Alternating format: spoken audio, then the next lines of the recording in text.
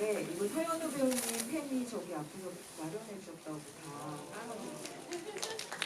그럼 저희 자리에 앉아서 시작하도록 하겠습니다. 네. 이렇게 오시니까 막 반짝반짝하고 그렇죠? 오늘 왜 이렇게 대답을 대답이 좋을 것 같고. 네, 사진 찍으시느라 열중하시는 거 너무 감사한데, 그럼 이제 한 분 한 분 인사 말씀 듣기 전에 제가 이게 사실 영화 개봉하고 영화 보고 관객분들 만나는 첫 자리라 영화에 대한 후련한 얘기도 다 해주시길 부탁드릴 건데, 그 대신 그 나가는 후기 같은 데는 스포일러 같은 거 조심해 주셨으면 좋겠다고 제가 부탁드려도 될까요? 네. 대답 들으셔서 감사합니다. 그럼 제 옆에 계신 무라야마 준지님.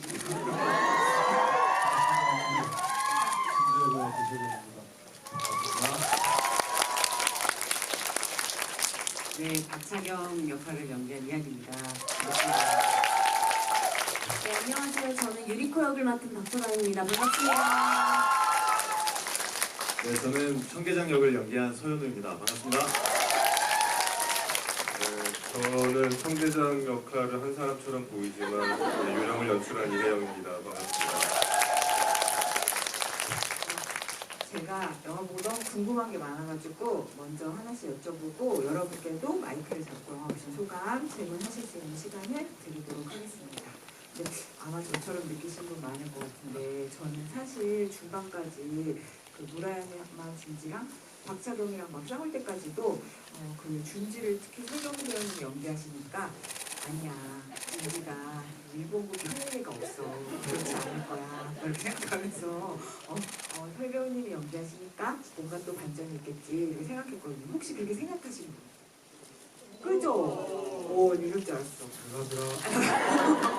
그래서 이게 그 배우님의 존재감이라는 게 되게 이렇게 추리에 어떤 또 하나의 긴장을 더하는 것 같은 역할이었는데, 아닌가 보다라고 생각한 건 제가 그 과거 장면 나오면서부터 생각을 했거든요. 그래서 이렇게 말하자면 배우님의 이름에 이렇게 거는 기대감 같은 걸 이용해서 되게 보기 좋게 배반하는 연기, 느껴가는 연기 같은 거 하신 것 같은데, 그걸 또 이렇게 막 후배 배우들이랑 막 엎치고 두르고 막 외치고 막 이러면서 하시는 거 보면 저는 약간 되게 좀 감격스럽게 다가오기도 했어요. 왜? 제가 느끼면 느낀 거예요, 그냥. 아니, 배우님이 그러니까 뭔가 정말 그 오시기 전에 말씀해 주셨지만 다른 캐릭터들에게 더 뭔가 이렇게 서사를 부여해주는 역할을 해주기 위해서 우리의 기대를 배반하는 그런 역할을 하신 거가 되게 한편은 충무로를 대표하는 이름 중에 하나시니까 그런 생각이 좀 들었거든요. 저의 감격에 대해서 본인으로서는 어떻게 생각하십니까?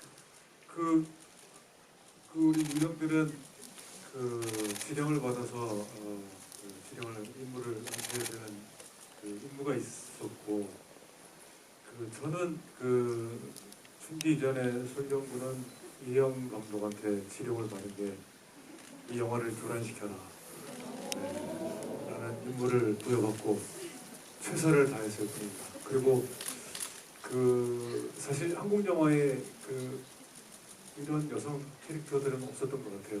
또 그렇게 나온 그 책이 너무 반갑고 좋았고, 브로맨스 천지잖아요. 저도 많이 해봤지만 그 와중에 이 여성 캐릭터를 우회하지 않고 직진해서 그냥 돌파하는 그 마지막에 호쾌하고 통쾌했던 그런 좀 희열이 좀 있을 것 같다는 그 책을 보면서 그런 생각을 했었고, 저도 영화를 보면서 마지막에 진짜 통쾌하고 처절하지만 이 기쁨과 이 호쾌하고 통쾌함이 아주 후련했던 영화였습니다. 굉장히 저한테 반가웠던 영화였고, 제가 기꺼이라는 표현은 그렇지만 이 역할하면서 참 즐거웠습니다. 이렇게 교란시키는 역할하면서 관객을 교란시켜라. 감사합니다. 손 들어주신 분들한테. 네, 감사합니다. 제가 후배로서 좀 덧붙이자면 정말 선배님이 이렇게 버팀목이 주셨기 때문에 이 장르, 이 영화가 성립될 수 있었던 것 같아요. 나도 나중에 진짜 후배들한테 저런 선배가 되어야겠다 그런 생각을 정말 많이 했어요. 그 매일매일의 현장에서도 그의 정말 네, 이런 얘기를 대놓고 잠깐 나가 계실래요, 선생님? 여기 안에도 괜찮으시면 아니, 또 물어야 되나, 또. 네, 말씀하세요. 안 돼요, 감독님 물어요. 근데 정말 매일의 그 치열한 성실함을 저희가 또 현장에서 너무나 많이 배웠고, 그리고 정말 이 후배들에게 또 감독님에게 이런 영화를 그래 해봐, 내가 버텨줄 테니까 해봐, 이런 그 에너지가 저희가 너무 감사했어요. 제가 말씀을 매번 드리진 않았지만 정말 나도 언젠가 선배라는 타이틀을 타게 되면 진짜 설경구 선배님처럼 해야겠다. 네, 그런 생각을 좀 많이 했어요. 제가 또 덧붙이자면 저는 이 두 선배님 덕분에 선배님도 그렇지 정말 제가 현장에서 저는 정말 보고 배운 게 많고 선배님들한테 받은 게 너무너무 많아요. 그래서 제가 무대 인사를 드릴 때마다 저는 유령이란 영화를 찍으면서 너무나 받은 게 많아서 그 에너지를 정말 관객분들께 다 돌려드리고 싶다라고 말씀드리는 게 정말 받은 게 많아서 매일매일 감사했었고, 그리고 하루는 제가 이 얘기를 정말 꼭 하고 싶었거든요. 하루는 저희가 이렇게 배우분들 좀 편히 쉬게끔 좀 저희만의 공간을 이렇게 만들어 주셨었어요. 모니터 뒤에 따로 천을 쳐서. 근데 경구 선배님이 그걸 뜨더라고. 왜냐하면 저희들끼리 이렇게 있는 게 아니, 모니터와 함께, 그러니까 모두가 이렇게 함께 있을 수 있는 공간을 만들어 주셔서 저는 그때 그 모니터 뒤에 앉아 있으면서 너무 든든하고 너무 마음이 편안하고 좋았었어요. 그게 다 선배님 덕분인 거라 선배님이 그 천을 뜯어주셔서 전 너무 좋았어요. 끄끄 어때? 끄끄 끄끄 물어야만 뽑고. 아, 그렇군요. 아, 안 되겠다. 새해 결심 대동단결로 해야 되겠네. 알겠습니다. 근데 소연아 배우님 여기서 안 덧붙이면 이상하지 않습니까? 한번 튀겨봤습니다. 네. 이렇게 꾹꾹 팬미팅 와서 너무 행복했고요. 정말 저는 개인적으로 선배님 너무 팬이어서 제가 사실 리딩할 때부터 너무 긴장을 했어요. 근데 첫 씬을 찍을 때 선배님하고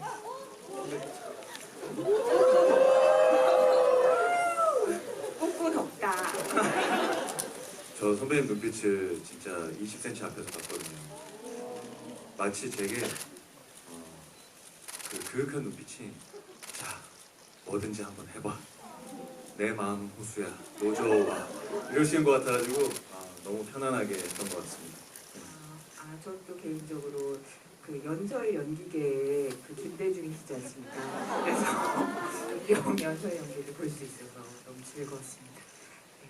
그리고 이거는 제가 이제 이 영화를 보고 나서 이 질문을 이한희 배우님, 박수단 배우님한테 할 수 있어서 너무너무 기쁜데요. 저는 사실 이 영화가 정말 그 화면 하나하나에 채워넣은 요소가 정말 많은 그런 영화지만 영화를 다 보고 나면 가슴에 가장 많이 남는 거는 결국 이제 박차경하고 유리코가 나눴던 눈빛이었던 것 같아요. 저는 그 결국은 가장 오래 남는 이 영화의 어떤 기억은 그게 아닐까 이런 생각을 많이 하는데 특히나 저는 이 영화가 독립투사들 이러면 너무 이제 영화에 많이 나오기도 하고 애국심이라는 게 너무 이제 우리가 생각하기에는 먼 되게 그런 것처럼 느껴지는데 두 사람의 눈빛에서 저는 박차경은 다 내 옆에 있는 사람 살리려고 하는 게 애국심이고 유리코는 내 옆에 있는 사람 살리기 위해서 내가 기꺼이 죽으려고도 할 수 있는 게 애국심이구나 이런 생각이 들어서 그게 너무 좋았거든요. 그래서 배우님들도 생각하실 게 너무 많은 영화이긴 했겠지만 그 감정을 진짜 중요하게 생각하시면서 연기했을 것 같아가지고 여쭤보고 싶습니다.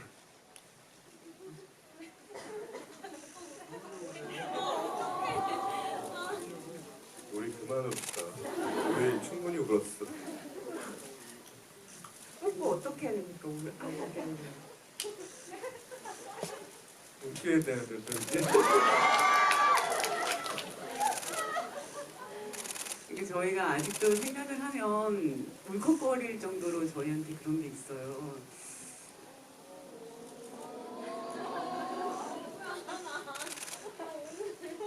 오늘은 울지 말자. 네.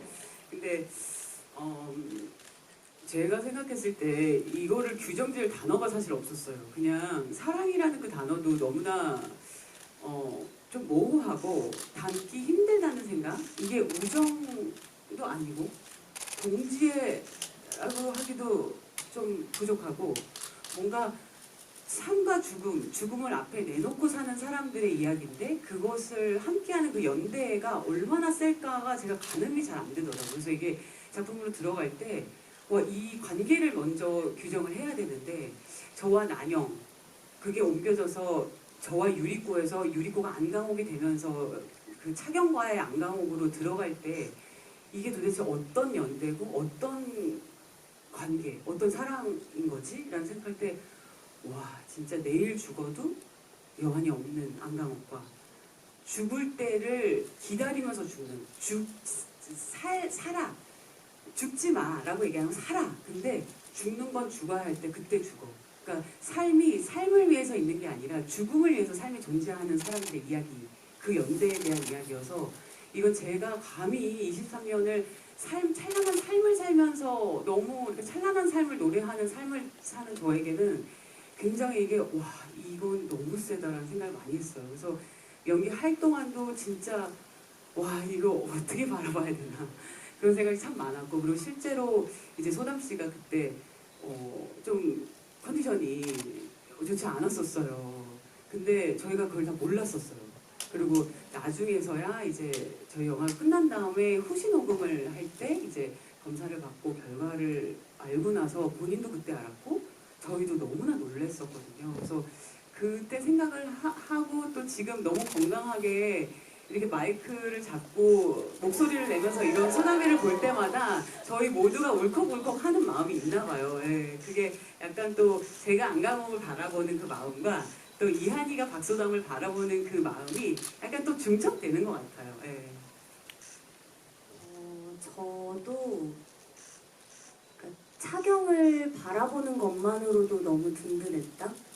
그래서 차경이 저에게 보내는 눈빛, 그 말투, 그것들이 저의 가슴 속에 굉장히 오랫동안 박혀 있었고, 그래서 차경이 이 유리코가 누구인지 이제 알게 됐지만 저에게 총을 겨누면서 하는 딱 그 선배님의 얼굴을 찍을 때 선배님이 아, 나 울면 안 되는데 왜 자꾸 눈물이 나지 하면서 눈물이 계속 근데 저도 그런 차경을 보면서 나도 울면 안 되는데 이게 정말 어떠한 단어와 어떠한 문장으로 그때의 감정과 저희가 함께 나눠온 그것들을 표현할 수가 없는 거예요.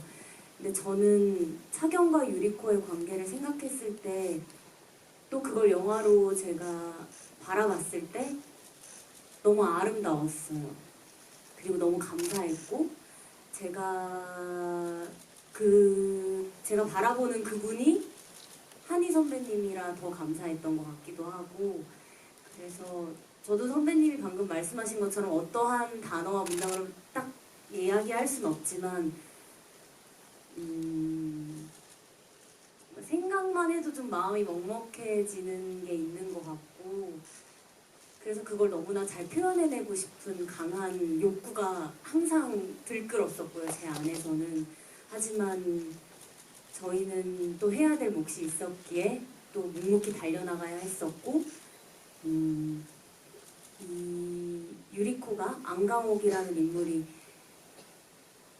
죽어도 괜찮다고 이야기하는 그 심정까지 그 친구가 얼마나 오랜 시간 많은 것들을 겪으면서 느껴왔을까를 생각을 하면 그 생각을 할 때마다 정말 울컥울컥 하거든요. 그래서 또 오늘 저는 이런 이야기를 이렇게 관객분들 앞에서 하고 싶으면서도 정말 울까봐 좀 두렵기도 했었고 하지만 영화 오늘 개봉했고 여러분들 앞에서 이런 이야기를 할 수 있다는 것만으로도 되게 행복한 오늘인 것 같아요. 네, 그렇게 봐주셔서 너무 감사드리고 네 감사합니다.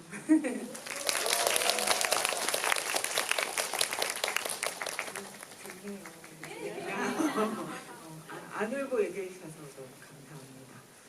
네, 저 이한희 배우님 방금 잠깐 얘기해 주셨지만 저한테도 이 영화가 차경과 난영이 담뱃불로 이제 마음을 나누는 장면으로 시작해서 마지막에 안강욱과 박차경이 정말 거침없이 다 같이 함께 독립을 꿈꾸는 그런 모습으로 끝나는 영화 같다고 느꼈거든요. 근데 저는 그러니까 박찬용이 계속해서 살아라고 얘기하잖아요. 근데 제가 본 독립군의 어떤 모습 중에서도 그 대사가 다른 독립군들의 모습과는 정말 다르게 느껴졌거든요. 그러니까 살리려는 마음으로 독립운동을 한다는 게, 그래서 배우님 인터뷰에서도 지금까지 연기한 것 중에 가장 그릇이 큰 인물인 것 같다고 말씀하셨지만, 그래서 그 마음이 뭘까 이렇게 정말 많이 고민하셨을 조금 더 들어보고 싶습니다.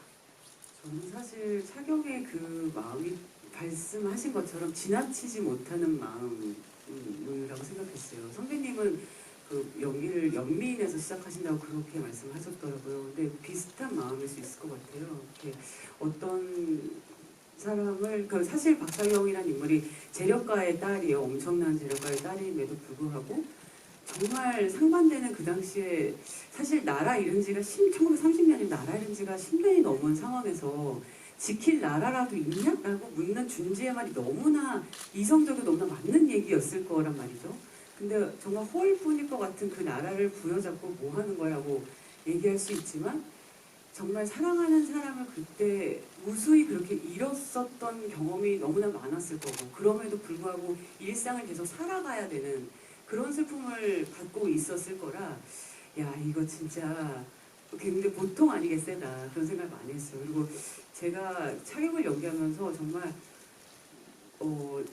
그래도 연기를 뭐 1년 한 건 아닌데도 아 이런 거 진짜 처음 느껴보는 것들이 참 많았어요. 그러니까 난영을 잃고 나서 이렇게 산에서 이렇게 오열하는 신인데 보통 캐릭터 같으면 이렇게 막 울었을 그 장면이에요. 근데 이거를 계속 안으로 집어넣으니까 굉장히 추운 날이거든요. 그래서 이 안으로 너무 집어넣으니까 이게 비장이 끊어진다는 옛날 말 있잖아요. 여기가 근데 뚝 하는 느낌이 들었었거든요. 근데 실제로 한 며칠을 여기를 피지를 못했어요. 뭔가 이렇게 뚝 끊어진 느낌 때문에 이렇게 그래서 너무 슬프고 비통한 거를 밖으로 내뱉지 못하는 아 이런 장기가 이렇게 돼도 되는구나 그런 걸 처음 경험했어요. 그리고 유리코 안강호를 만났을 때 너 정체가 뭐야 이렇게 말씀하셨던 그 장면도 되게 단단하게 아무렇지 않게 너 정체가 뭐야 라고 저는 너무 그렇게 하고 싶은데 그 대사마다 눈물이 그냥 계속 나는 거예요. 그래서 아 이거 다시 갈게요. 근데 또 그러고 다시 한번 가볼게요. 또 그러고서 한 4-5번 가고 난 다음에 감독님한테 그냥 그런가 봐요. 네, 이게 그런가 봐요. 그냥 마른 눈물이라고 표현해야 될지 모르겠는데 그냥 나는 정말 안 그러고 싶은데 그냥 그런 존재를 만났다는 것만으로도 그냥 이렇게 제가 출산을 해보니까요. 갑자기 뜬금없이 출산 얘기가 나오는데 이게 제가 37시간 진통하고 애를 낳았거든요. 근데 제가 이 통증하고 내 눈물하고 완전히 연결돼 있다는 걸 제가 처음 알았어요. 너무 몸이 아프니까 그냥 안 그래야지. 저는 이렇게 생각을 했답니다. 절대 나는 소리를 지르는 산모가 되지 않아야지. 이렇게 생각했는데 정말 웬걸 소리를 지르면서 으아 이러면서 눈물이 제 의지와 상관없이 뚝뚝뚝뚝 떨어지더라고요. 그러니까 저도 사실은 배우로서 아 이런 게 통증하고 눈물하고 연결돼 있는 거구나. 네, 그 순간에 그 생각을 했어요. 야, 언젠가 이런 걸 또 연기를 할 수도 있겠다 이런 생각을 하면서 근데 되게 신기한 경험이었어요. 유리코 안강호를 바라보면서 너 정체가 뭐야 하는데 그때 그렇게 흘렸던 눈물은 잊지 못할 것 같아요. 출산에 비교된 마른 눈물. 한마디만 첨언하자면 저희는 늘 그 배우분들의 건강과 안전을 항상 최우선으로 생각하면서 특히 그 비장의 건강 같은 거, 비장의 안녕을 늘 살피면서 촬영했다는 점을 꼭 말씀드리고 싶습니다. 네, 건강 중 최고는 비장의 건강이죠. 네. 아 근데 사실 영화를 다 보고 나면 유리코 안강옥에 대해서 궁금증이 되게 많이 남아요. 왜냐면 이제 영화에서 설명은 안 되지만 뭔가 되게 많이 있을 것 같거든요. 왜냐면 그 박차경만 해도 그 조직들하고 연락을 하면서 그 활동을 하는 것 같은데 유리코는 박차경도 모르는 존재였고 막 그러니까 그래서 어떤 과거를 거쳐왔길래 저렇게 죽을 각오로 언제든 죽어도 좋다는 각오로 혼자 활동해왔나 궁금해서. 어떻게 그녀가 그 어린 나이에 그 정무총장 직속 비서 까지 올라가면서 철저히 자기 자신을 숨기고 저렇게 많은 것들을 혼자 해낼 수 있었을까? 가족도 없이, 친구도 없이, 동료도 없이. 그래서 그 부분에 있어서 감독님께도 많이 여쭤보기도 하고, 그래서 저희가 이 얘기를 너무 디테일하게 다 말씀을 드리는 것보다는, 네, 그냥 저는 제가 딱 차경이 저에게 너 정체가 뭐야 하는 그 장면에서 제가 그동안 어떻게 살아왔는지를, 제가 그동안 많은 아픔을 겪었던 그 부위를 아주 가까이서 누군가에게 터치까지 해가면서 그렇게 담담하게 저의 이야기를 하는 그 순간이, 그 차경이 저에게 너 정체가 뭐야 하는 그 눈을 보고 제가 그 다음 연기가 그렇게 이어질 수 있었어요, 정말. 그러니까 저는 그 장면에서 제가 울면 안 되는 거잖아요. 저는 너무나 많은 일들이 있었지만, 그리고 조금 뒤에 또 그곳에 저는 같은 일을 또 겪게 되고, 그래서 저는 정말 고민이 많았던 게, 내가 그 감정과 그 아픔을 과연 다 표현해낼 수 있을까에 대한 고민이 정말 많았어서 제 스스로 너 정말 잘하고 있는 거니라는 질문을 굉장히 많이 했던 것 같아요. 그래서 그 이후에 카이토에게 고문을 당할 때도 얼마나 수없이 많이 당해온 고통임에도 불구하고 그건 정말 익숙해지지 않는 고통인데, 이가 다 부서질 정도의 고통으로 참는데 그 안에서 터져나오는 신음이었을 것 같아요. 그래서 저는 유리코를 보면서 너무 안아주고 싶었어요. 그녀가 얼마나 오롯이 혼자 단단히 굳건히 자기의 의지로 여기까지 오게 된 거잖아요. 그 누가 그렇게 그녀를 잡아 끈 게 아닌 저의 의지로 거기까지 간 거였기 때문에 제가 과연 그녀의 강인함과 단단함과 그 에너지를 박소담이라는 배우가 과연 다 표현해낼 수 있을까에 대한 스스로의 고민과 두려움이 많았었고, 또 제가 컨디션도 계속, 그러니까 저는 정말 번아웃이 온 줄 알고 내가 왜 이렇게밖에 못할까에 대한 땅굴을 계속해서 파 내려갈 때 저희 유령팀 모두가 저를 계속해서 끌어당겨줬어요. 그 구렁텅이에서 저를 계속 끄집어내주셔서 그게 너무나 감사했었고, 제가 그래서 버티면서 그 유리코의 단단함을 박소담으로서 보여드릴 수 있지 않았나 싶어요. 그래서 영화를 어떻게 많은 분들이 보실지, 제가 어떤 모습으로 나올지 약 3년간 너무나 불안했었고 저는 매일매일 불안했었는데, 감독님의 그 말이 전 정말 너무 큰 힘이 됐었어요.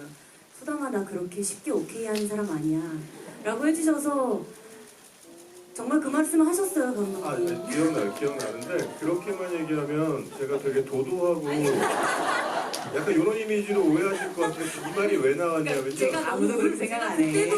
제가 그때도 울었던 것 같아요. 그래서 감독님이 이제 그러니까 저를 좀 소담배우가 풀어주시려고. 소담배우가 저한테 감독님 정말 이거 오케이예요? 저 정말 잘한 거 맞아요? 라고 물어서 소담아, 나는 그냥 오케이를 그냥 내리지 않아. 네가 잘했기 때문에 내린 거야. 이런 따뜻함이었다. 네, 그 따뜻함이었다. 이후에도 톤이 되게 다르네요. 네. 톤이 다르죠. 네, 아니 감독님은 항상 따뜻하게 말씀해 주시고, 저는 감독님에 대한 무한한 신뢰와 믿음이 있어요. 동성학교 때부터 제가 정말 저에게 어떤 표정이 있는지, 제가 어떤 사람인지, 어떤 연기를 해 나아가는 배우인지를 감독님을 통해서 저는 하나하나 배울 수 있었거든요. 그래서 그 믿음이 있었으나 저의 컨디션 때문에 제가 스스로를 의심했던 거지, 제가 유리코로 유령이란 작품에 참여를 하면서는 조금의 의심과 불안함은 없었어요. 감독님에 대한 믿음이 너무나 있어서 그냥 저에 대한 걱정과 불안 때문에 제가 그걸 이겨내려고 계속해서 노력을 했었던 거라, 네, 그랬습니다. 감독님이 그럼 그 영화를 채우고 있는 여러 요소들 중에서도 이 두 여성 캐릭터의 엄청난 감정, 진짜 만만치 않은 감정과 드라마인데 그게 영화의 속살을 채우는 거잖아요. 그걸 영화의 중심에 두려고 했던 감독님의 의도, 뜻 같은 거 좀 얘기해 주시면 좋을 것 같아요. 처음에는 사실은 그 어떤 방향으로 꼭 가야 되겠다 먼저 생긴 건 아니었고요. 제일 처음에 첫 시작의 첫 단추는 박차경이라는 캐릭터였어요. 그래서 이게 그 원작 소설하고 가장 큰 게 있다, 다른 점이 있다면 원작 소설은 그 밀실 추리극 장르고요. 원작 소설입니다. 영화가 아니라 소설. 소설은 밀실 추리극 장르고, 그래서 유령이 누구인지를 밝혀나가는 이야기였어요. 마지막에 유령의 정체가 밝혀지는 것이 이야기의 결말이 되는. 근데 저는 이제 그 이야기를 따라갈 생각이 사실은 별로 없었고 동기화가 별로 되지 않았고, 이거를 제가 재밌게 하려면 어떻게 시작할 수 있을까. 그래서 제일 처음에 유령이 누구인지를 밝혀내고 궁금해하는 이야기가 아니라 유령을 먼저 놓고 유령을 따라가면서 시작하는 이야기를 열면 난 열 수 있을 것 같다. 바꿔 말하면 그 추리는 배제한 이야기로 이야기를 시작하겠다가 제 가장 큰 의도였어요. 그래서 스파이 액션이라는 장르로 여러분들한테 소개를 해드리고 있는데, 이거를 추리물이야라고 만약에 사전에 후더닛이라고 말하는 그 장르야라고 접근해서 이 영화를 보시면 이 영화를 오독하기 가장 쉬운 길이 될 거예요. 박차경 캐릭터를 먼저 놓고 이제 이 이야기를 쓰기 시작하면서 반사적으로 이한희 배우를 떠올렸고, 이한희 배우 약간 그 사람 큰 사람 같은 느낌의 어떤 저 혼자 막연히 생각했던, 그때는 알기 전이니까 그 이미지를 생각하면서 이야기를 써나가면서 자연스럽게 그 캐릭터 열전처럼 보이면 좋겠다라고 생각하면서 인물들이 많이 붙었고, 그래서 이렇게 설명을 드릴 수 있을 것 같아요. 박차경을 따라가면 이 영화가 그 하고 싶은 이야기를 정확하게 틀림없이 끝까지 가서 마침내 이야기의 엔딩까지 안전하게 도달할 수 있다. 그리고 무라야마 준지 캐릭터를 따라가면 굉장히 교란을 당할 것이고, 여러분들도 혼란스러움의 과정을 겪겠지만 마침내 감독이 이 영화 안에서 정말 하고 싶었던 메시지와 주제를 명확하게 전달받을 것이다. 이렇게 말씀을 드릴 수 있을 것 같아요. 그리고 또 하나 잠깐만 첨언을 하자면, 그 설경구 선배님 요즘 인터뷰 좀 보다 보니까 감독이 너무 미리수단지로 디렉션을 줘서 결벽증이다. 여러분 다 보셨죠? 그래서 약간 짜증났다라고 표현하셨더라고요. 근데 그거를 기자님들이 저한테 너무 많이 물어보시는 거예요. 그 장면 제가 잠깐만 설명드리면, 영화 보셨으니까 무라야마 준지가 경북에서 좌천됐잖아요. 준지에게는 경북으로 정식 복귀하는 게 인생의 가장 원대한 목표란 말이죠. 그래서 이러이러한 일련의 과정을 겪어서 마침내 이제 경북 국장으로 하여금 자기에게 이제 공인된 그 통제권을 갖고 이 군 병력을 이끌고 이제 유령을 속탄하는 작전을 직접 지휘하게 되면서 드디어 그렇게 원대한 꿈이었던, 목표였던 제복을 다시 입는 그 컷이에요. 거울을 보고 모자를 쓰시는 그 컷이었는데, 이게 사실 카메라하고 각도 때문에 거울을 명확히 아마 정면으로 못 보셨을 거예요. 약간 비슷하게 보셔야 했고, 그래서 모자를 쓰셔야 되는데 모자 멋있게 쓰려면 한 번에 턱 써야 되잖아요. 한 번에 턱 써서 이게 센터와 이 수평이 맞기가 어렵죠.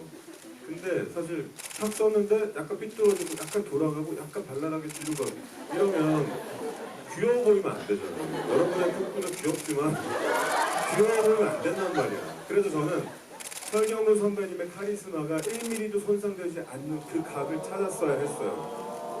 선배님에게 매우 힘들고 혹독한 과정이었겠지만 몇 테이크를 거듭하면서 마침내 설경구 선배님이 정말 미모가 1mm도 손상되지 않는 그 황금각을 찾았다. 바로 그것입니다, 여러분.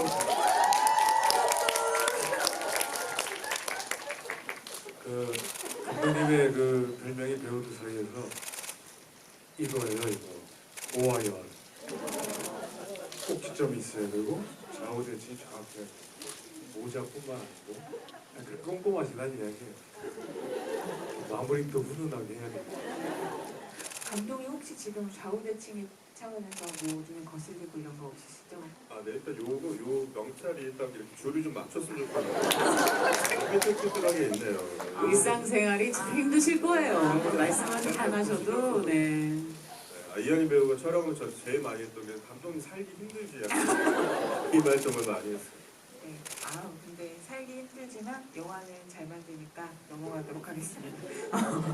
그러면 근데 그 서연우 배우님이 연기하는 캐릭터도 너무 귀엽잖아요. 근데 우리는 너무 귀엽고 사랑스럽게 보지만 사실 연기하시는 입장에서 아주 쉽지만은 않았을 것 같아요. 왜냐면 다른 캐릭터들은 지금 막 정체가 드러나는 만에 내가 지금 저 사람 잡아야 되는 만에 막 이런 상황에서 생사를 넘나드는 치열한 막 그런 전투 같은 걸 벌이는데 우리 청 기자는 집에 하나짱이 있는데 하나짱 어떡하지? 근데 저는 그게 되게 뭐라 그래야 되지? 그 시대에 떨어진 21세기 양집사 같은 그런 캐릭터 같았다고 할까? 그래서 다른 인물들하고는 좀 박자가 다르니까 근데 그걸 되게 혼자만의 박자를 너무 귀엽게 이렇게 일관되게 가져가시는 게 재밌더라고요. 그래서 그 어려운 고민에 대해서 좀 얘기해 주세요. 아 정말 감독님께서 시나리오를 보여주셨을 때 너무 고민이었어요. 딱 그 시점. 정말 이 시대적 사명감과 그 시대 당시에 독립운동을 하시는 분들 틈에서 뭔가 이상한 위트를 부리고 있다는 느낌? 근데 이게 과연 어떤 식으로 구현이 될까? 정말 자칫 잘못하면 정말 이 우리 극의 분위기를 해칠 수 있지 않을까? 라는 그 두려움이 사실 굉장히 많았어요. 그리고 리딩을 할 때도 이를테면 유리코에게 감격한 얼굴로 하이파이브를 건넨다. 이런 게 이걸 내가 할 수 있을까? 근데 정말 감독님이랑 그 수위 조절을 정말 첨예하게 했던 것 같아요. 저는 정말 그 지점이 말씀하신 지점이 정말 어려웠고 근데 정말 다들 비장한 캐릭터지만 저는 제가 영화를 봤을 때 제가 제일 비장했던 것 같아요. 네, 정말 절실했고 그리고 그 시대에도 물론 그 항일 운동을 하시는 분들도 있지만 정말 자기 삶이 좀 중요한 가장 어떻게 보면 개인주의적이지만 지금 현재 그 당시 현재 내 삶 그리고 나와 함께 살아가는 어떤 반려동물 그리고 나의 어떤 그 시간들이 소중한 사람들도 있었을 거라 생각했어요. 그게 굉장히 어떤 평범한 사람일 수도 있지만 이 인물이 호텔을 나가야 되는 방식이 예를 들면 가족의 목숨이 걸려 있어서 집안에 어떤 그 흥망성쇠가 걸려 있어서 이런 게 아니라 정말 절실한 이유가 뭘까? 근데 저는 무릎을 탁 쳤던 게 고양이가 집에 혼자 있다는 거. 고양이는 집에 혼자 주인이 안 가면 굶어 죽거든요. 그러니까 이것만큼 또 절실한 게 없어요. 그래서 정말 저는 그 총을 준지 선배님께 겨눌 때도 눈물이 펑펑 나더라고요. 그리고 그 하나짱 보고 액자 보고 이제 배고플 텐데 금방 집에 갈게 하는 그 장면도 첫 테이크가 기억나는 게 정말 첫 테이크에 제가 좀 펑펑 울었거든요. 막 울고 나서 감독님 컷을 하셨는데 주변 스태프분들이 괜찮으세요? 아니 막 깜짝 놀란 거예요 다들. 그래서 정말 저에게는 현장에 실체는 없었지만 정말 제 안에 그 모든 그 상상과 그 감수성을 동원해서 하나짱에 대한 어떤 사랑과 가족에 대해 실었던 것 같아요. 실제로 반려견을 키우시고 계시잖아요. 혹시 그게 좀 생각이 좀 나던가요? 제가 지금 참 얘기 나온 김에 18살 된 시추 아이가 있어요. 그 눈이 한쪽도 빠졌어요. 이렇게 눈이 큰 아이들이 안압이 올라와서 가끔씩 이렇게 정말 이렇게 빠지진 않죠. 근데 이렇게 툭 튀어나와 버려요. 그래서 너무 놀라서 병원에 데려갔더니 이미 시신경이 손상됐고 그게 벌써 한 6년 전이에요. 그래서 애구가 된 상태로 정말 이렇게 가면 냄새를 막 맡아요. 이렇게. 냄새로 이렇게 아는 거죠. 근데 지금은 이렇게 가만히 앉아 보면 혼자 끄떡끄떡해요. 이렇게 끄떡끄떡하고 배변도 좀 이렇게 활동이 제대로 하지 못하고 있고. 근데 뭔가 저 인터뷰 때도 이런 얘기했는데 굉장히 전 우주적인 어떤 뭔가 묘한 느낌들이 와요. 가족 그 이상의 존재이고 개인적으로 제가 그 군대 갈 때 부모님께서 저의 어떤 분신처럼 데려온 입양해 온 아이라서 정말 사실 이제 무지개 다리 건널 준비를 하고 있습니다. 여러분. 그래서 저는 이제 그 하나짱 사진을 보면서 닦는 그 디테일 보셨죠, 여러분? 하트로 딱, 저 진짜 감탄했어요. 와, 디렉션이 있었나요? 저 궁금해요. 감독님 디렉션도 있었고 어. 뭔가 사랑스럽게 어루만졌으면 좋겠다. 그 액자를 한 다음에 이렇게 닦고 나서 그걸 만질 때 또 근데 하나짱 얼굴 자세히 보면 하트 모양처럼 두상이 생겼어요. 그래서 이렇게 두상을 이렇게 주변 가장자리 이렇게 만지다 보니 하트가 되더라고요. 너무 사랑스러웠어요. 네, 그 고양이가 여러분 그 이경미 감독님 실제 고양이에요. 이경미 감독 누군지 모르시죠? 네, 이경미 감독이라고 영화 감독의 제 친구의 고양인데요. 우리 영화에서 브로맨스를 담당하는 커플이죠. 실제로 그 고양이가 남자아이거든요. 그래서 그 브로맨스는 이쪽에서 담당하고 있다고 볼 수 있고, 그 고양이가 사실 좀 유명한 고양이에요. 여러분도 혹시 보셨다면 외계인이라는 최동 감독님의 외계인의 영화에서 부채 폈을 때 류준열이 부채 피면 나오는 우왕좌왕 있죠. 그래서 좌왕 그 아이가 이 아이예요. 하나짱이에요. 그래서 그 아이는 굉장히 큰 한국 영화 두 편에 굵직한 캐릭터를 맡아서 오긴 했습니다. 네, 사실 브로맨스가 말하자면 저는 카이토와 준지 캐릭터도 약간 준지에게는 뭐 그런 마음이 없을 것 같은데 카이토가 그렇게까지 집착하고 그렇게까지 매달리고 그렇게까지 하는 거 보면 뭔가 아등바등 마지막에 그 액션할 때 보면 발을 막 바둥바둥 하면서 준지를 타고 넘어가서 어떻게든 이 사람을 어떻게 하려고 하는 계속 준지가 유령이기를 바라고 유령이라고 믿고 싶고 유령으로 만들고 싶어하는 카이토의 그 집착이 결국엔 약간 뭔가 애증이 아니었을까라고 저는 생각해요. 약간 내심 그런 생각이 들었고 그리고 아까 질문에 제가 답을 잘 제대로 못 드린 것 같아서 그러니까 여성연대 여성서사라고 뭐 그렇게 볼 수 있죠. 그건 사실이고 근데 저는 이 영화 안에서 성별이 많이 개입되면서 인지되고 해석되기를 바라지는 않았던 것 같아요. 그러니까 남자들의 어떤 싸움, 뭐 여자들의 어떤 싸움, 그리고 남녀의 싸움 이런 것보다 기본적으로 우리가 영화를 볼 때 남자, 여자 이 성별이 개입되었을 때 우리가 반사적으로 머릿속에 생기는 위계라는 게 있거든요. 근데 저는 그 위계가 이 영화에 뭔가 우리가 알고 있는 익숙한 방식으로 개입되거나 간섭되지는 않길 바랐던 것 같아요. 그래서 준지와 그 차경의 몸싸움 같은 경우도 성별 떼고 진짜 두 인간이 서로의 목적과 기세와 각오로 부딪혀서 진짜 땀냄새 피냄새 나는 싸우면 좋겠다. 어떤 순간에도 여자친구 잘 싸운다, 여자인데 잘 싸운다, 여자임에도 불구하고 이런 거 없이 정말 그냥 두 인간이 싸우는 느낌은 좋겠다. 그래서 영화 전체적으로 성별이 나중에 인식되거나 느껴지면 좋겠고 그냥 이 사람들의 이야기가 캐릭터 열전이 일단 인간이 먼저 느껴지고 읽히면 좋겠다라는 생각으로 만들었습니다.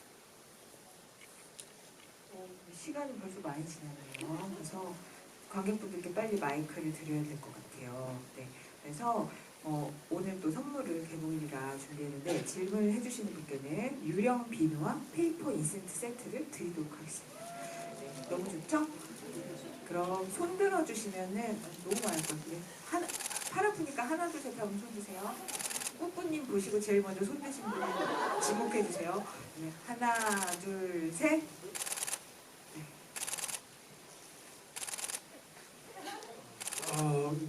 딱 맨 뒤에 맨 뒤에 흰 티셔츠인가 입으셨나요?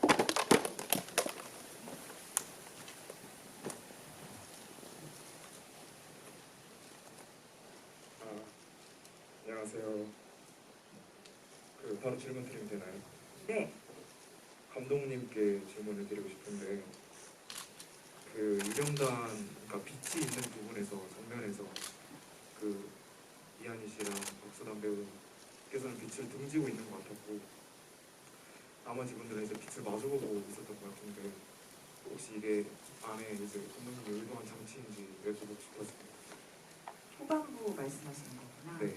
엔딩 장면, 엔딩장을 말씀하시는 거죠? 네, 그리고 격리 처음에 전부 다 격리되어 있을 때도 그때도 이제 창문 타고 넘어 들어오시면서 그때도 빛을 등지고 서 있었던 것 같았는데 어디까지가 사실 제 입장에서는 의도가 된 거고 아닌지를 잘 모르겠어가지고 궁금해서 여쭤봤습니다.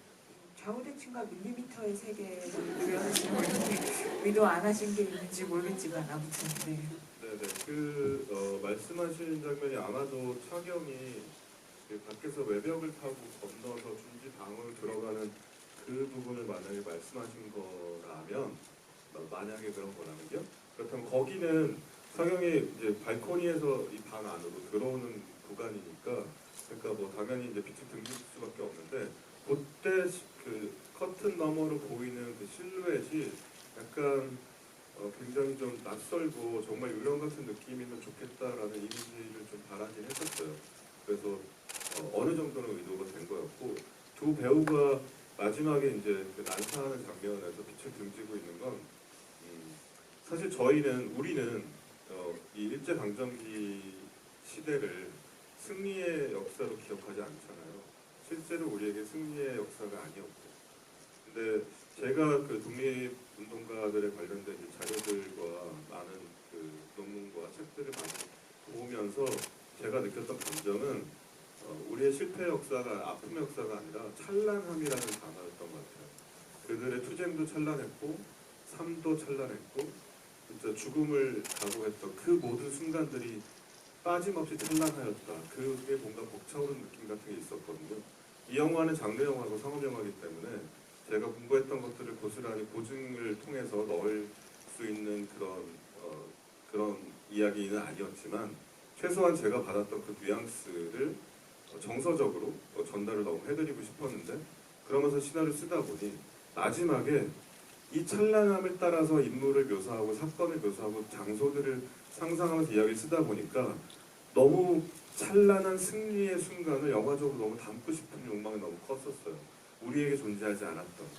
그래서 영화의 엔딩에 찬란한 승리를 묘사를 해서 넣게 되면 우리의 역사가 얼마나 아팠었는지 다시 한번 환기를 하게 될 수 있는 역설적으로 그런 기회가 경험이 될 거라고 생각했고, 그리고 사실 우리는 일본을 이미 이겼죠.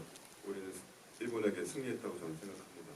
일본은 우리의 모든 문화 콘텐츠를 따라하고 있고, 우리는 지금 전 세계를 글로벌한 리더의 자리를 갖고 있기 때문에, 그래서 지금 우리가 얼마나 찬란한 승리를 이루었는지를 다시 한번 느낄 수 있는 순간이 되면 좋겠다라고 생각이 들어서, 그래서 찬란한 승리의 순간을 묘사를 하고 싶었고, 그 찬란한 승리의 그 어떤 찰나를 사실은 실제하지 않았던 역사니까 약간의 영화적인 화법과 영화적인 느낌으로 뉘앙스로 영화 안에 명시하고 싶었고, 그게 말씀하셨던 역광의 실루엣의 그런 느낌으로 표현이 됐던 것 같습니다.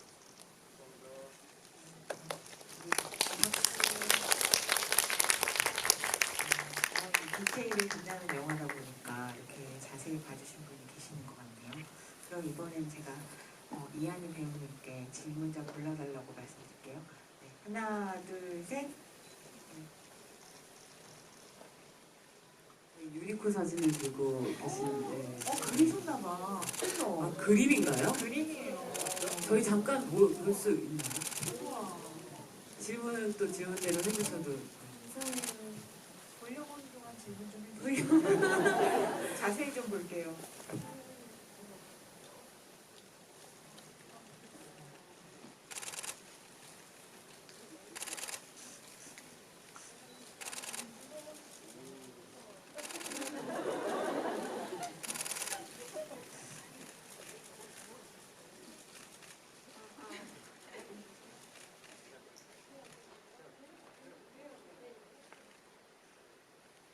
저는 감독님께 질문드리고 싶은 게 있는데, 유령단이 전부 담배를 피잖아요. 근데 그 초반에서 그 담배를 나눠 피기도 하고, 또 담배를 이제 그불 켜달라고 하기도 하고, 또 맨 마지막 장면에서도 또 혼자서 이제 그 담배를 피는 행위가 나오잖아요. 근데 그 담배를 피는 행위에 있어서 유령단이 어떤 의미인지 궁금하고, 또 그 이한희 배우님이 맡으신 그 역할이 이제 그 유리코와 담배를 나눠 피는 그 과정에서도 자기가 그 조선이 독립하게 되면 담배를 끊을까라는 대사가 있잖아요. 그래서 저는 그 유령단에게 담배의 혹시 의미가 어떤 의미인지 궁금합니다. 네네. 근데 유령단이라고 아까도 표현하셨는데 유령단이라는 말이 처음에 무슨 말인가 했어요. 이미 와 벌써 우리 영화 이렇게 팬덤이 생겨서 이런 게 있나? 라고 그래서 그냥 괜히 우쭐했네요. 흑색단을 말씀하신 거죠? 네 죄송합니다. 괜히 우쭐했네요. 오늘 여기 오신 분들 다 유령단. 유령단 유령단. 좋네요. 네, 담배 사실 뭐 영화를 만들면서 모든 순간 모든 어떤 매개마다 다 의미를 넣었다면 그거 약간 감독이 좀 정신적으로 좀 문제가 있는 거 아닐까요? 사실 그 정도로 제가 집착이나 결벽이 과한 사람은 아닌데 근데 사실 지금 우리가 21세기 관객들이 영화 속에서 담배 묘사를 보는 게 사실 편하진 않으실 거예요. 담배는 정말 백해무익합니다. 담배는 몸에 굉장히 나쁜 거예요. 근데 30년대를 묘사하는 데 있어서 담배를 뺀다는 건 기만이라고 생각했어요. 그 사람들에게는 담배라는 건 정말 개인적으로 순간적으로 사유할 수 있는 거의 유일한 위안의 도구였고 그것이 굉장히 그들에겐 개인적으로 정말 아주 찰나적이지만 어떤 위안과 행복과 이런 것들 줄 수 있는 굉장히 소중한 것들이라는 생각이 들었고 그렇기 때문에 또 한 가지는 사람이 사람에게 담배를 피고 있던 담배를 내가 뺏어 피고 내가 피던 담배를 주고 하는 이런 행위가 지금 우리가 할 수 있는 뜨거운 허그나 뜨거운 악수나 포옹이나 입맞춤이나 이런 입맞춤이래요. 눈맞춤 이런 시선을 교환한다고 아무튼 이런 우리가 사람과 사람이 할 수 있는 가장 뜨거운 교감의 방식이 아니었을 거라고 저는 생각했어요. 그래서 담배가 중요하다고 생각이 들었고 마지막에 차경이 웃으면서 사실 나라 되찾으면 하고 운을 띄운 다음에 사실 하고 싶었던 말은 훨씬 더 뜨거운 말이었겠죠. 근데 약간 농담처럼 담배 하나 끊을까? 라고 말했던 건 사실 농담 반 진담 반이었을 텐데 제가 생각했던 박차경의 그 입장은 담배를 끊어도 그리고 우리가 담배 같은 이런 거로 위안을 받지 않더라도 나라를 되찾는다면 우리가 얼마나 진짜 각각의 우리 개인의 건강을 찾아서 좋은 거 먹고 많이 웃고 하면서 누릴 수 있는 것들 얼마나 많아지겠어의 약간 그 표현이라고 생각이 들었고 근데 유리콘 역시 담배는 그때로 더 맛있어질 거다. 우리는 정말 개개인의 행복이 더 중요할 거고 담배처럼 이렇게 중요한 게 좋은 게 또 어딨어. 두 사람 다 많은 말이었겠죠. 사실 그 정도의 느낌을 주고 싶었고요. 그리고 난영과 그 차경의 교감과 마지막에 유리코와 그 차경이 담배를 나눠 피고 서로 주고받고 하는 이 모습들이 진짜 이 사람들이 얼마나 뜨겁게 마음을 나누고 서로 소통을 했고 진짜 하나였는가를 제 방식대로 30년대 방식으로 보여주는 방식이라고 생각했습니다. 제가 직접 연기한 입장에서 조금만 더 붙이자면 사실 저희 영화는 굉장히 온도가 좀 달라요. 다른 기존의 항일 영화와 가장 다른 점인 것 같아요. 동지 꼭 살아 돌아와 이런 말이었겠죠. 뜨거운 말이었을 거예요. 근데 더 차갑게 그렇기 때문에 더 뜨겁고 더 함축적이고 더 세련됐다고 저는 느꼈어요. 그래서 제 온도를 계속 식히는 과정 나의 뜨거움을 계속 압축적이고 함축적일 수 있게 계속 나는 누르고 그러면 관객분들이 해석하는 범위가 훨씬 넓어질 거다. 저 안에 어떤 슬픔이 있는지 내가 1차적으로 표현하지 않으면 않을수록 더 궁금해지고 이 영화가 세련돼질 거다. 그런 생각을 하면서 연기를 했었고 또 그런 실제로 대사를 많이 주셨고 뜨거운 대사를 차갑게 하는 거. 그리고 담배 같은 경우는 저는 숨이라고 생각했거든요. 제가 비흡연자인데 계속 그 니코틴이 없는 담배를 제가 계속 훈련하면서 담배를 엄청 많이 폈어요. 근데 그 담배를 피면서 제가 또 흡연자들을 많이 이렇게 유심히 관찰해보니까 그게 결국 숨이더라고요. 이게 이런 한숨을 쉬고 싶은데 큰 숨을 쉬고 싶은데 공식적으로 쉴 수가 없는 거예요. 그래서 뭔가 공식적으로 너도 숨 쉬고 싶어서 나왔어? 이렇게 정말 맛있게 숨을 쉰다. 그래서 이거구나. 근데 이 나의 숨이라는 게 곧 생명이잖아요. 그 생명을 나누는 근데 가장 너무나 일상적인 톤으로 툭툭 나의 생명과 나의 일상을 같이 공유한다. 이런 생각으로 연기를 했었던 것 같아요. 그래서 나 나중에 독립이 되면은 끊을까 하는 것도 그때는 진짜 마음 편하게 숨 쉴 수 있겠지. 그때는 나 이거 안 해도 되겠지. 그때는 이렇게 숨어서 담배 피면서 숨을 죽이면서 숨을 쉬어야 되는 게 아니라 진짜 마음껏 삶을 노래하면서 숨을 내가 쉴 수 있겠지? 네, 마음 편하게 그런 생각을 하면서 얘기했던 것 같아요. 배우님도 뭔가 좌우대칭과 밀리미터의 정교함 같은 거 있는 것 같아요. 말씀하시는 것처럼. 약간 좀 통하는 게 좀 있었어요. 오, 네, 알겠습니다. 그렇다면 지금 이제는 박수단 배우님이 한 번 골라주세요. 하나, 둘, 셋.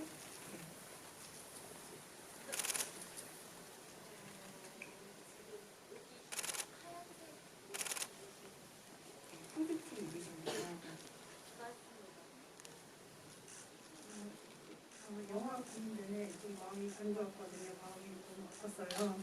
근데 이 영화 중간쯤에 그 준지 배역을 맡은 손현구 배우님께서 조선이 도대체 뭐길래 이렇게까지 하냐라는 걸 부모님에게도 말을 하고 이제 지금 배우님 두 분에게도 물어보잖아요. 그래서 두 분 배우님이 두 분 배우님의 유령에게 조선은 어떤 의미였는지 그리고 준지에게 또 조선은 다른 의미였을 것 같아요. 그래서 서려고 배우님 느끼는 조선은 어땠는지가 너무 궁금하고요. 그래서 약간 너무 관객님께 죄송했던 게 약 먹을 시간이 제가 알람으로 맞춰놨는데 울려서 너무 죄송했습니다. 영화 보시는 하고 중에. 싶었어요. 죄송합니다. 저 먼저 말씀드리겠습니다. 춘지한테 조선은 태생이 이게 우라야마 가문의 7대소 전통적으로 명문가 군인 명문가 7대손으로 설정이 됐고 또 어머니가 조선인으로 설정이 됐습니다. 그래서 항상 컴플렉스 뭐 아는 사람 알겠지만 숨겨야 되는 어떤 비밀 그래서 정체성으로 굉장히 혼란이 있었던 사람이고 또 영화에서 보시면 또 어머니가 또 아버지를 살해하고 또 춘지는 또 어머니의 자살을 강요하면서 더 막 혼란에 있었던 춘지한테 조선은 지우고 싶은 단어였던 것 같아요. 그래서 맹목적으로 집착적으로 계속 위로 올라가야만 그게 더 지워진다라고 생각을 해서 그렇게 생각을 했던 것 같고 마지막에 없어진 나라라고 막 정말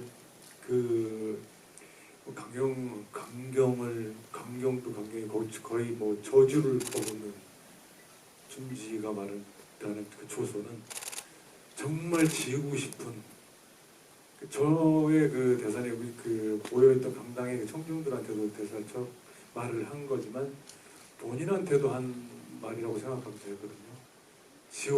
이렇게라도 지워야 된다 계속. 네, 없어진 나라다 조선은.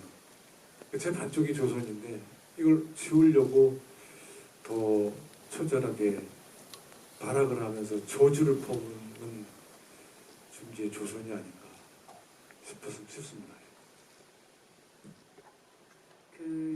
준지의 어머니가 죽기 전에 하신 말씀이 있어요. 새학년 후 지성백지후조.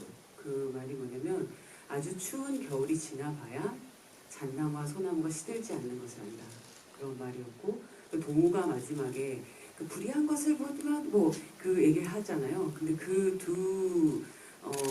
아주 짧은 말이고 지나가는 말이었지만 그게 이 유령의 핵심이자 정신이라고 저는 생각해요. 그리고 그게 실제로 안중근 의사가 이제 정말 옥중에서 하셨던 말씀이라고 제가 들었어요. 그래서 이게 이거구나. 유령의 정신이 이거였구나라는 생각을 참 많이 했어요. 그러니까 정말 그 세찬 겨울을 그냥 견디고 있는 거죠. 근데 이게 우리가 생각하는 봄이 되면 또 여름 되고 가을 되고 겨울이 되면 다시 봄이 올 거라는 희망을 그게 와야 그 희망을 품을 수가 있는데 1년, 2년, 3년, 5년, 10년, 12년, 15년이 되면 사실 그 희망을 품을 거라는 그건 거의 망상에 가까울 수 있잖아요.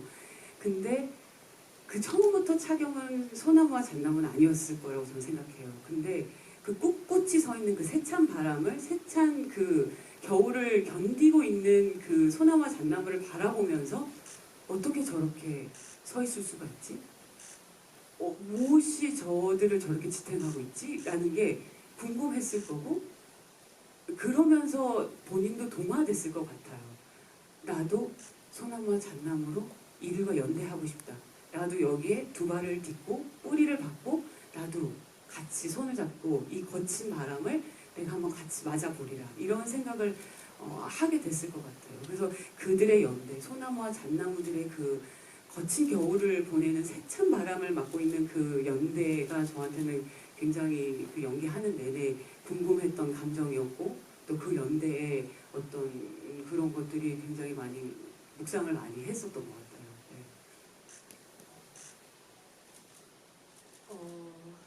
안강옥이 어떻게 살아왔는지를 다 말씀 안 드리려고 했는데 이 질문을 받고 나니 이 이야기는 하고 싶어졌어요. 제가 저희 부모님 안강옥에게는 부모님이 계속해서 그렇게 살아오셨었고요. 네, 얘기해도 되죠? 네네. 그리고 이미 하고 계세요. 그러니까 제가 이 이야기를 감독님께도 여쭤봤던 게 이 이야기를 과연 다 드리는 게 관객분들께 이게 과연 맞는 길일까에 대한 고민이 되게 많았어요. 그러니까 안강옥의 삶은 어떻게 보면 그렇게 독립운동을 해오던 저희 부모님 그리고 저는 그 길을 가는 게 저의 곧 삶이었어요. 그래서 저희 부모님이 그렇게 다 돌아가시고 난 뒤에 이 세상에 가족도 그 누구도 없는 이 어린 한 친구, 이 친구는 아주 많은 일들을 겪으면서도 스스로 그 길을 계속해서 부모님을 생각하면서 저는 버텨왔다고 생각을 해요. 이건 제가 생각한 부분이에요. 그래서 너무나 지키고 싶었던 저의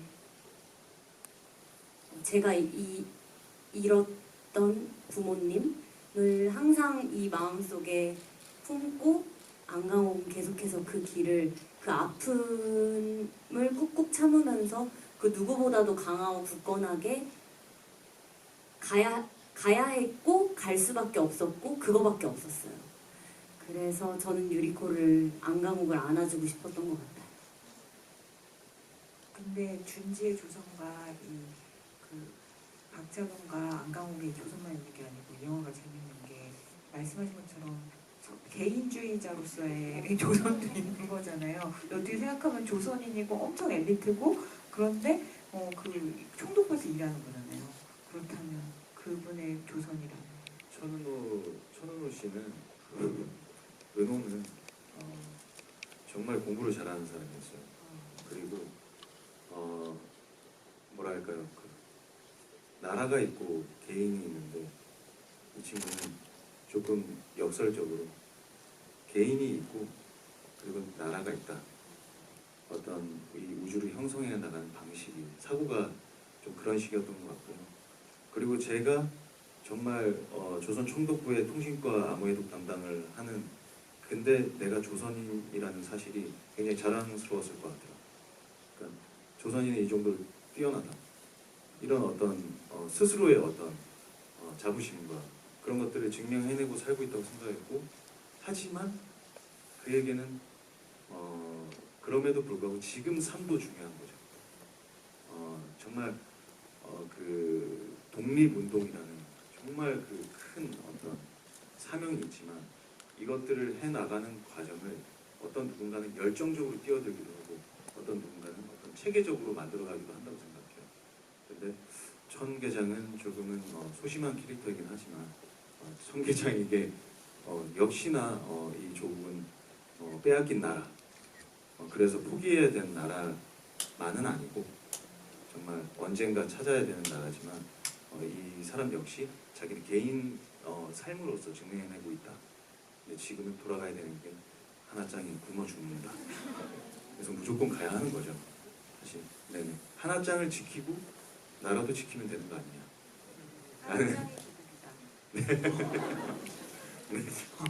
여기 잠깐 제가 첨언 하나만 할게요. 보통 제가 캐릭터 장명할 때 별 의미를 보통 안 담는 편이거든요. 그런 데까지 의미를 담는 그런 결벽증이 있는 사람도 아니에요. 근데 천은호 계장 캐릭터는 좀 약간 좀 남달랐어요, 저한테는. 그래서 천은호라는 사람의 세계관을 좀 나름대로 만들고 싶다라는 생각에, 그래서 천은호, 아까 봉투 쓸 때 한자가 나왔었는데 아마 다들 모르시는 한자였을 거예요. 천자는 일단 우리 천기 할 때, 다우선드 할 때 천자 한자를 쓰고요. 그 은자는 숨을 은자예요. 숨어 있다. 그 호자는 나비 호자거든요. 그래서 스스로 천개의 숨어 있는 나비라는 뜻의 이름을 갖고 태어난 사람이고, 이 사람은 그래서 평생 어렸을 때부터 친구 없었을 것 같고 공부는 잘했고 했지만 친구 없이 혼자 외톨이였는데 뭔가 본능적으로 태생적으로 꽃을 갈망하던 사람이었을 거예요. 아름다워. 근데 하나짱을 만났는데, 하나가 일본어로 꽃이라는 뜻이거든요. 마침내 인생의 꽃을 만난 거죠. 그래서 늘 결핍이 있었던 천은호의 이 우주가 하나를 만나서, 하나짱을 만나서 완성이 됐던 거예요. 그러니까 천은호에게 하나짱은 국가보다 더 대단한 어떤 밀리미터? 네, 제가 그렇게 막 의미를 막 꾹꾹 눌러 담는 그런 결벽적인 사람은 아니에요. 아니 여러분, 왠지 오늘 밤새 얘기하면 장면마다 온갖 얘기 다 나올 것 같은데 지금 사실 시간이 지났다고 계속 연락이 오거든요. 그러니까 너무 아쉽죠? 네, 그러면 여러분 이런 자리는 흥행이 되면 또 만들어주고 이러니까 많이 도와주시기 바랍니다.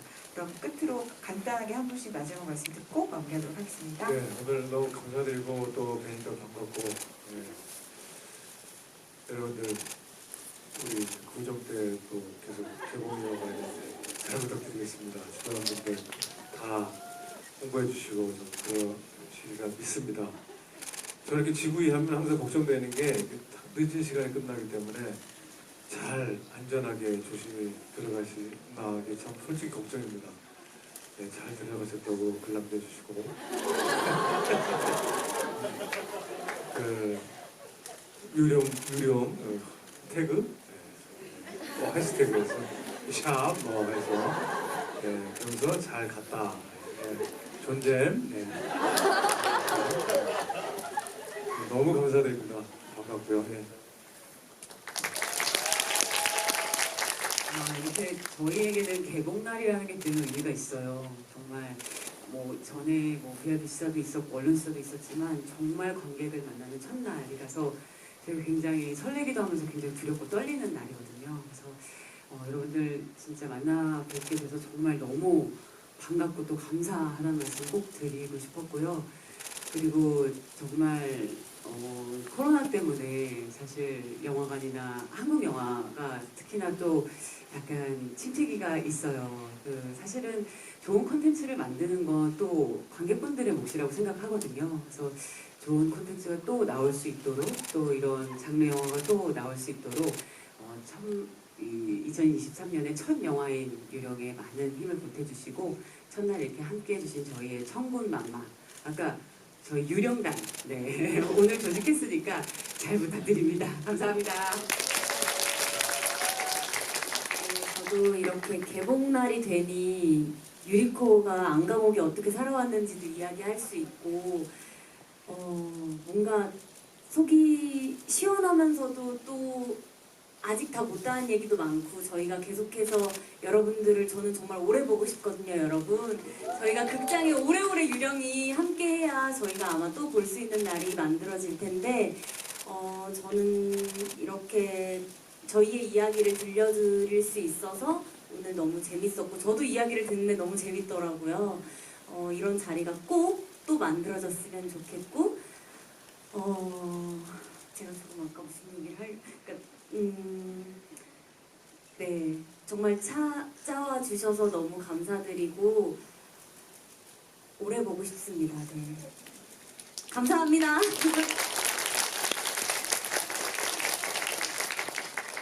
정말 청계장을 사랑해 주셔서 감사합니다. 정말 저는 감독님하고 많이 얘기하면서 이 역할을 만들어 갔지만 좀 내심 두렵기도 했고 정말 잘 이 인물을 만들어낼 수 있을까 했는데 정말 너무 다행스럽게 애정해 주셔서 너무너무 감사드리고요. 이 자리 빌어서 하나짱에게도 감사를 전하고 싶고 여러분 정말 코로나가 한참일 때 정말 여기 계신 배우님들, 감독님들 그렇죠. 파트별 감독님들까지 정말 열심히 만들었는데 그때 이런 GV를 할 수 있을까라는 어떤 질문을 가지고 있었어요. 근데 오늘 이 자리가 정말 너무너무 신기하고 너무너무 감사한 자리인 것 같고요. 우리 배우들 정말 배우들의 이 에너지가 여러분들 2023년 새해 시작하시는데 정말 힘을 드리고 있다고 생각해요. 정말 저희 기운 정말 진하게 받으시고 정말 새해 힘차게 시작하시길 바랍니다. 감사합니다, 여러분.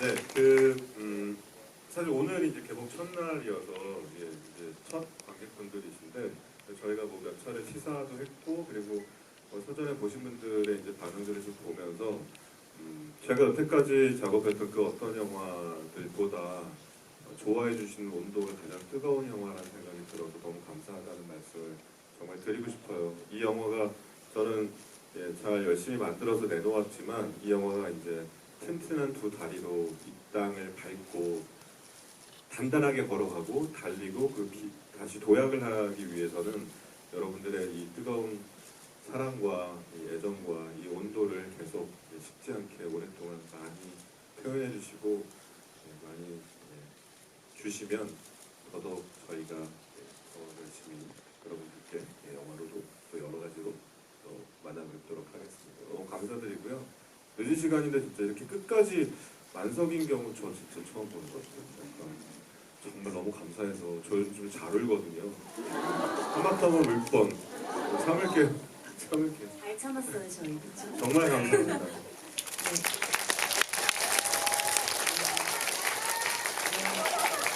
오늘 유령남 분들의 활약을 앞으로 펼쳐지는 것을 기대하도록 하고요. 다른 관객분들도 재밌게 즐기시게 스포만 조심해 주시면 감사하겠습니다. 네, 그럼 다 같이 일어나서 인사하고 퇴장 도와드리겠습니다. 제가 잠깐 깜빡했던 말이 스포였나 봐요. 알아서 잘해주실 거잖아요. 네. 감사합니다. 이쪽으로 퇴장하시는 동안 박수로 보내드리도록 하겠습니다.